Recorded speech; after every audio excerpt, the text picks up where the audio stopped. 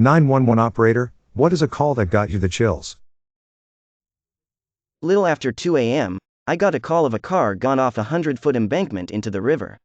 As officers arrive on scene and begin rescue, body search, I get relayed name of the deceased who had been friends of mine. I knew 5 out of 6 in the car, and as the search was wrapping up, I began to get calls from parents of the victims who knew me. Rough night in a rural area. It was a year ago. A father called 911 stating his 2-year-old daughter wasn't breathing. I had tried to instruct him on how to do CPR while I got the ambulance out there. He kept refusing and telling me he didn't know how, besides me insisting I would help him do it. He told me that his daughter had fallen down the stairs 2 days before the call and that he didn't know what was happening. The mother was screaming in the background. I started to get nervous due to the fact that it was 2 minutes into the call begging this man to do CPR on his baby. He gave the phone to what I'm assuming is the sister of the mother, and I gave her instructions on how to attempt to revive this little baby girl. I told the officers something was going on with this and I didn't feel right about it, and they get there and I never knew anything until the news a few weeks later. The father and grandmother were arrested for murder on this little baby. She passed away due to consistent abuse by the father when the mom was gone or at work. I never forgot that call. Wife just shot herself in the head. Husband wasn't sure if she was beyond help, so I have him start CPR. At this point, I'm assuming she's gone, but I want to give him something to do and be able to look back and feel like he did everything he could've. While pumping on her chest, their kid who was about 10 walks in. He starts trying to have the kid help.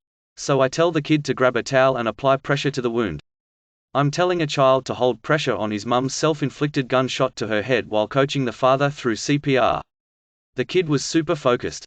Dad was about to lose it multiple times. When medics arrived, she was viable. They transported her. I just assume she didn't make it, but there's always a chance. We rarely get closure. Call came in around 6 a.m. in the morning. Teenage kids had gone downstairs to find their father collapsed on the kitchen floor. For his son, he was unconscious but still breathing. Per protocol, I confirmed their address, sent the case to dispatch, and stayed on the line. I had the kids turn him onto his side into the recovery position. I reassured them. For a couple of teens, they really held it together. I told them to monitor his breathing. They said he was still breathing. Kind of. And that's when I heard it on the other end of the line. That wasn't breathing. That was the death rattle. Agonal breathing. That was the first time as an EMD I'd heard that awful beep rattling sound in a live environment. God help me, may it be my last. In an instant I upgraded the case. This was no longer an unconscious patient, but somebody in cardiac arrest. Dispatch was notified. I saw additional resources being attached. I told the 2 teenagers, in a voice that I hope had even a fraction of the composure they exhibited, that we needed to roll their father onto his back. That we needed to commence CPR straight away. I work in a job where you have people in their 20s and 30s calling you up screaming, hysterical, and utterly inconsolable because of a beep headache or a cut finger or a sore back. And yet these 2 kids barely out of their teens were pumping away at their dad's chest without hesitation, working in tandem to perform the best damn CPR I've ever heard over the phone in my 6 years as an EMD. All I could hear in the background as I helped them keep pace was their father's rattling breathing. I'm not religious, but you can bet I prayed to God Almighty to just let this one live. Please, for beep's sake. Just let these kids keep their father. Is that so much to ask? At least give the guy a chance to say his goodbyes properly.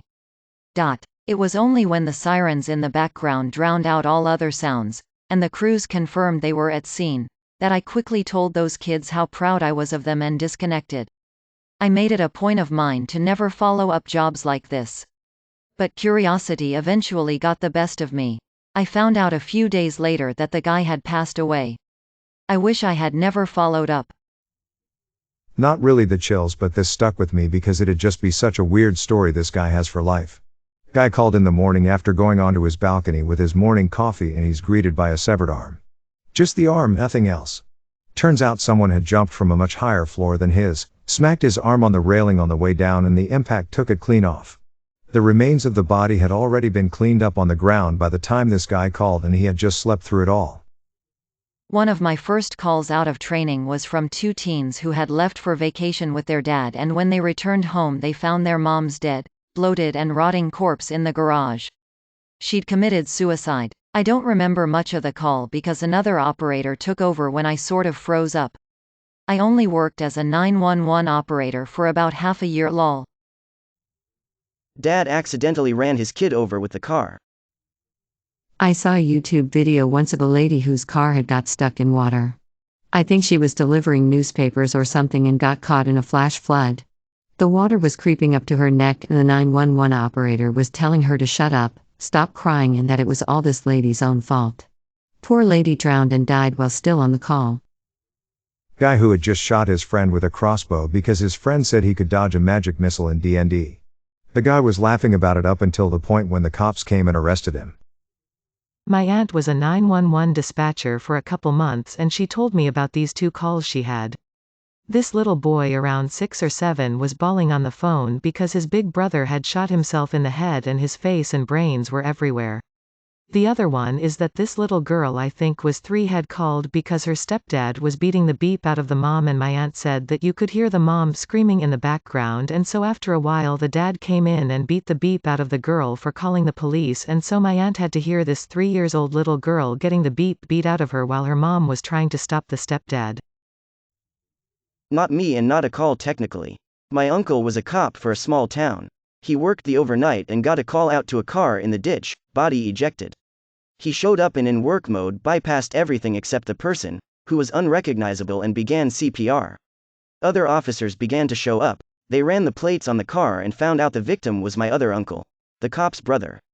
My cop uncle had no idea he was giving CPR to his brother as he was so unrecognizable from the crash. My uncle did not survive. It is known that he was drinking, though I don't think he was trashed. He was also texting. The thought is that he began to veer off-road, hit a mailbox and overcorrected and hit the ditch on the other side. He was not wearing his seatbelt. The only reason he was found quickly was because he crashed near a farmhouse and it was heard by the people living there who called 911. This was in the boonies. EMT here.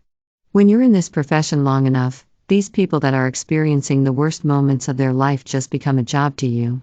Like, yeah, there's some person dying in the back of my ambulance, but I'm also thinking what I'm gonna eat for dinner later or my plans for tonight. I find that kinda chilling. As for something that stuck with me, it's this sick obese lady who is also a hoarder and had a ton of animals in her house. We picked her up from a hospital and had to transport her to a disabled hole 'cause she can no longer take care of herself even if she's still all there mentally.